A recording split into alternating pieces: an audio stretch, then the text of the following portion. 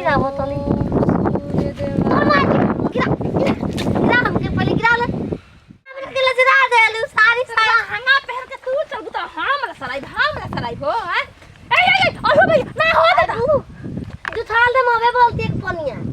हमर पीछे काहे पड़ल बलू पानी सही देखत रही मैं गिरावत रो पानी नीचे ही उठावा हमके अरे भगवान के जल सही ढारे ना आदमी भगवान ये जे बनो खेत में हमार पीछा छोड़ द एगो औलाद कदी भगवान के रोज जल डालता निकाले बना पंडित जी हमरा के लेवा सीधा है से कके हैं लेवा जो मशीन पे सुता के तोरा के भीतर चाप के तू छोड़ तक त हरकत करबो हमरा संगे हमके ऊ में के समझ हरकत जन हमरा आई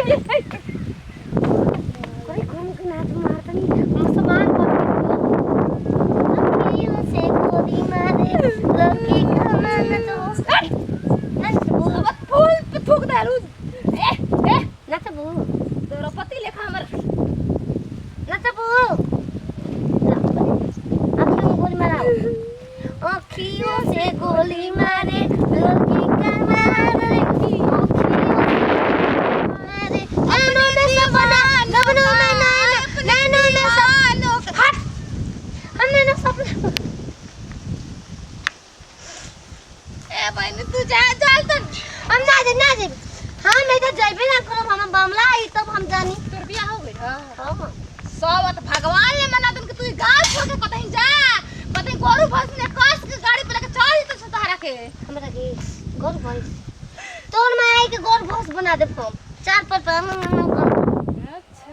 ना तो मने हां देखो मका कपड़ा को दे हाल के पूछले ऐसा कपड़ा रे बना दे ए छिन लगा आई हो मैया आई हो कहां चल जाता हैं ये बोले रहे अपन भाई से बियाह करावे खातिर हम ना आइल हई ना भौजी हमारे इतना छछलोर बना कैसे बोल हम ना बोल मार बुनाही राड़ो कहिगा तू राड़ो भोसड़ी तू भोसड़ा ओए भोल नदिया मौका ताकता त का करी जानते बालू के दिमाग के आउट ये त करे से का लागेलू आउट भी के साफा चट बिया कुछो होखो फूल तरनी आउ देखा त बगीचा में कृष्णा के बगीचा में के तहार फूल अड़हुल पे जाके थूक देला छीन लेला ए बेरा जल डर त पी गइल मोए